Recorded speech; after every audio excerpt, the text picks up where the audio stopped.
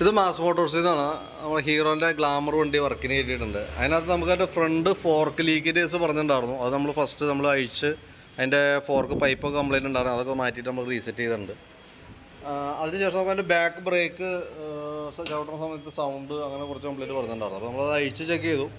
കിടക്കണത് company liner തന്നെയാണ്, ഹീറോൻ്റെ original ലൈനറാണ്. പക്ഷേ നമുക്കത് ശരിക്കും പറഞ്ഞാൽ ഈ മോഡലിന് വന്നതല്ല. ശരിക്കും അലോയ് വീലിൻ്റെ ലൈനർ വ്യത്യാസമുണ്ട്. എന്തായാലും ഇത് വലിയ പഴക്കമായിട്ടില്ല. അപ്പോൾ നമുക്കൊന്ന് ക്ലീൻ ചെയ്തിട്ട് റീസെറ്റ് ചെയ്യാം. കാരണം ഈ ലൈനർ ഉരയുമ്പോൾ പൊടി കൂടുതലായിരിക്കും. കാരണം അലോയ് വീലിലേക്ക് വന്ന ലൈനർ വ്യത്യാസമുണ്ട്. അത് ശരിക്കും പറഞ്ഞാൽ ഇത് മറ്റേ സ്പോക്ക് കമ്പി സാധാരണ പഴയ മോഡലിൻ്റെയാണ് ഈ കിടക്കുന്നത്. ഹീറോൻ്റെ ഒറിജിനൽ തന്നെയാണ്, പക്ഷേ അത് ഉപയോഗിക്കേണ്ടത് മാറിയിരിക്കണമെന്നുള്ളൂ. ഇത് വില കുറഞ്ഞ ലൈനറാണ്. ശരിക്കും പറഞ്ഞാൽ ഇതിൻ്റെ 252 രൂപ 280 രൂപ, ഏകദേശം ഒരു 300 താഴെ നമുക്ക് അതിന് കോസ്റ്റ് തന്നെയാണ് ലൈനർ. ഇത് ലൈനർ കുറഞ്ഞ ലൈനർ കിടക്കണം. എന്തായാലും ഇത് വലിയ പഴക്കമായിട്ടില്ല.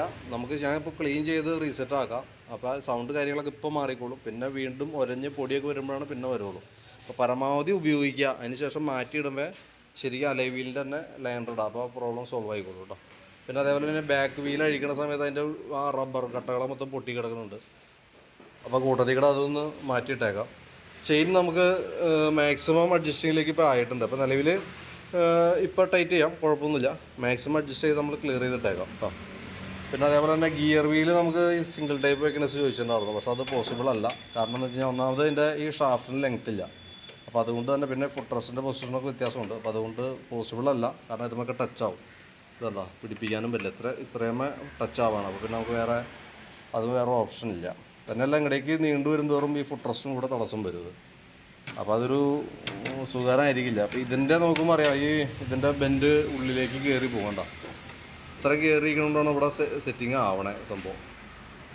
അപ്പോൾ മറ്റേത് എന്തെങ്കിലും പോസിബിൾ അല്ല കേട്ടോ. പിന്നെ അതേപോലെ തന്നെ കാർബറേറ്റർ ഒന്ന് അഴിച്ച് ക്ലീൻ ചെയ്യണമെന്ന് പറഞ്ഞിട്ടുണ്ടായിരുന്നു. കൂട്ടത്തിൽ നമ്മൾ അതും കൂടി ക്ലീൻ ചെയ്യുന്നുണ്ട്.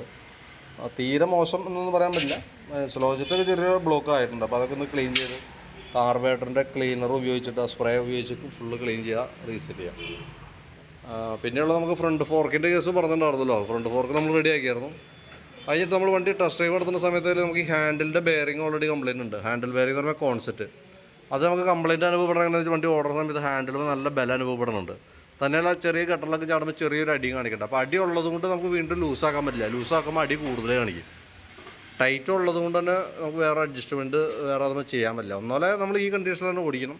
അതല്ലാന്നുണ്ടെങ്കിൽ നമുക്ക് അഴിച്ചിട്ട് അതിൻ്റെ കോൺസെപ്റ്റ് മാറ്റിയാലാണ് ആ ഭാഗം സ്മൂത്ത് ആവുള്ളൂ. പിന്നെ ഹാൻഡിൽ ഒരല്പം പൊന്തിയിരിക്കുക. അതിൻ്റെ ഇവിടെ മാർക്കിങ് നോക്കുമ്പോൾ അറിയാം ശരിക്കും ഈ ലെവലിലേക്കാണ് നിൽക്കേണ്ടത്. ഇതാണ് അതിൻ്റെ മാർക്ക്. അപ്പോൾ അതിൻ്റെ ഒരു ഫീലും നമുക്ക് വണ്ടി ഓടിക്കുമ്പോൾ ഒരു ഇതായിട്ട് നിൽക്കണം. ചിലപ്പോൾ ഹാൻഡിൽ പൊക്കി വെച്ചാണായിരിക്കും. കോൺസെപ്റ്റ് എന്തെങ്കിലും കംപ്ലയിൻ്റ് ഉണ്ട്. അപ്പോൾ ഞാൻ പിന്നെ ഡിസ്ക് ബ്രേക്കിൻ്റെ കേസ് പറഞ്ഞിട്ടുണ്ടായിരുന്നു. ഡിസ്ക് ബ്രേക്ക് നോക്കുമ്പോൾ ഫ്ലൂയിഡ് ലെവൽ കാര്യങ്ങളൊക്കെ കറക്റ്റാണ്. വർക്കിംഗ് ഒക്കെ വേറെ പ്രോബ്ലം ഒന്നും കാണുന്നില്ല. ബ്രേക്ക് കിട്ടായോ അങ്ങനെ പ്രോബ്ലംസ് ഒന്നും ഇല്ല നിലവിൽ. അപ്പോൾ നിലവിൽ നമുക്കിപ്പോൾ ഫോർക്കിൻ്റെ കൂടാതെ കൊണ്ട് നമ്മൾ ഫോർക്കിൻ്റെ വർക്ക് കംപ്ലീറ്റ് ആയിരുന്നു. അപ്പോൾ അത് കൂടാതെ നമ്മൾ ഈ പറഞ്ഞ കാർബറേറ്റർ ക്ലീനിങ്ങിൻ്റെ കോൺസെപ്റ്റും കാർബറേറ്റർ ക്ലീനറും അതേപോലെ തന്നെ വീലിൻ്റെ ഡാമ്പർ റബ്ബറൊക്കെ മാറ്റുന്നതിൻ്റെ എല്ലാം ഉൾപ്പെടുത്തിയ ഒരു അഡീഷണൽ എസ്റ്റിമേറ്റായിട്ട് പറയാം. മൊത്തത്തിലെല്ലാം കൂട്ടിയിട്ട് കേട്ടോ. അപ്പോൾ നോക്കിയിട്ടൊന്ന് റിപ്ലൈ ഇട്ടാൽ മതി. അതനുസരിച്ച് നമുക്ക് വർക്ക് കംപ്ലീറ്റ് ചെയ്യാം. ഓക്കെ.